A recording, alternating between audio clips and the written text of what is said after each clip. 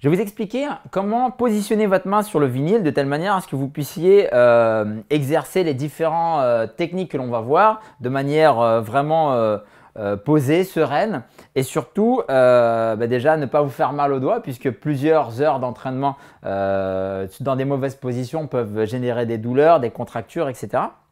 Puis d'autre part, de telle manière à pouvoir avoir une position optimale, il est idéal de partir sur de bonnes bases.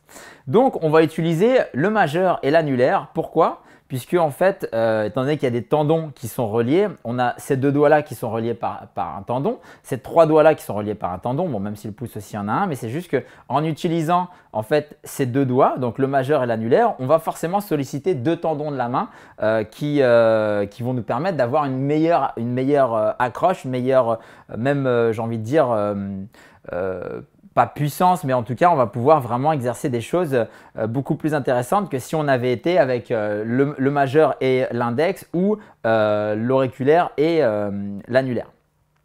Ceci dit, ce n'est pas forcément quelque chose d'universel. Vous allez voir des DJ scratcher de manière un petit peu particulière. Dès lors qu'on a un certain niveau, c'est comme tout, que ce soit quand on joue du piano, de la guitare, du violon, ce que l'on veut. Après, on peut s'approprier et générer des techniques différentes pour donner des rendus qui sont différents. Étant donné qu'on est sur les fondamentaux, je vous propose de partir sur des bonnes bases, à savoir celles-ci. Donc, on va utiliser le majeur et l'annulaire. L'index et l'auriculaire vont être légèrement surélevés.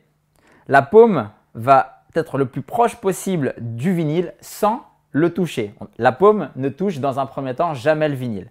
La position, grosso modo, c'est ça.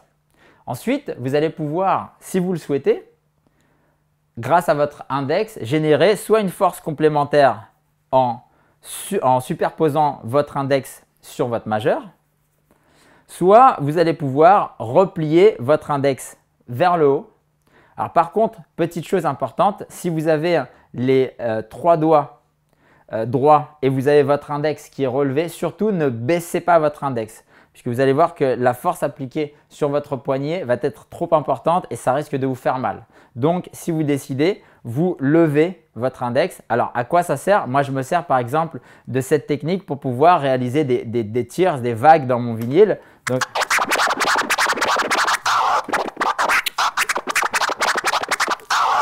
chose que que je n'arrive pas en tout cas à faire quand j'ai les doigts tendus ou superposés.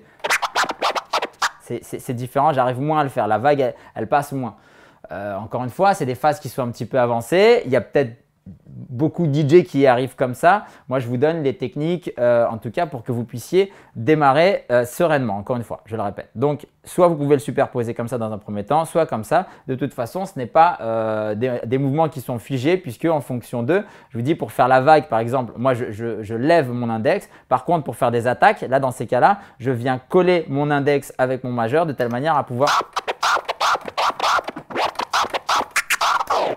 Donc voilà, je viens coller pour pouvoir appuyer un petit peu plus sur mon vinyle. On le verra quand on fera des attaques. Pour l'instant, on va donc positionner son majeur, son annulaire sur le vinyle le plus proche possible du macaron à 9 heures. Et ensuite, vous allez soit dans un premier temps superposer votre index avec votre majeur, soit lever, donc je dis bien encore une fois, lever votre index, replier et la main la plus le plus plat possible et le plus proche du vinyle sans que votre paume ne touche le vinyle.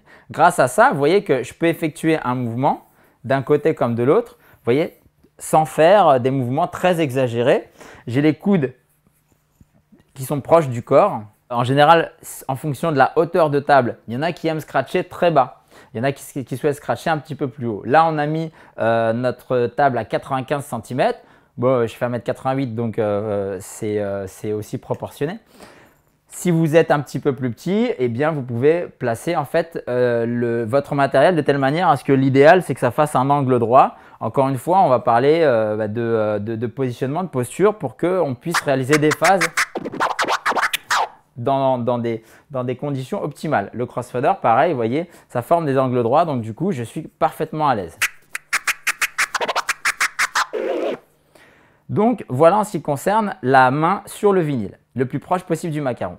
Si vous avez l'habitude d'être à l'extérieur, ce que vous pouvez faire, c'est utiliser des petits vinyles. Voilà, toujours Enter the Scratch Game. Vous avez des vinyles qui sont un petit peu plus petits.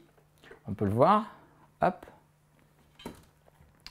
Et grâce à ça, vous positionnez donc du coup votre main forcément plus près puisque à l'extérieur, vous voyez, il y a la feutrine.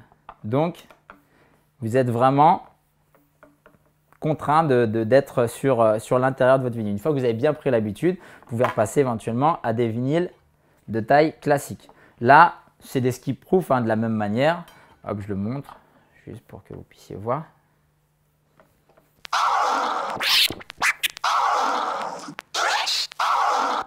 Hop. Donc voilà. L'idéal, c'est d'utiliser des outils comme ça. C'est pareil, tout ce qui peut vous permettre d'aller très très vite, tout ce qui peut vous permettre de gagner en efficacité pour que vous puissiez progresser et vous faire surtout plaisir rapidement. C'est quand même le but du jeu.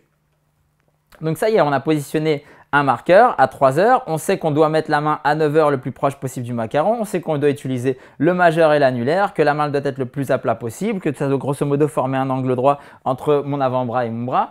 Voilà, pareil pour la partie crossfader, je suis à peu près bien.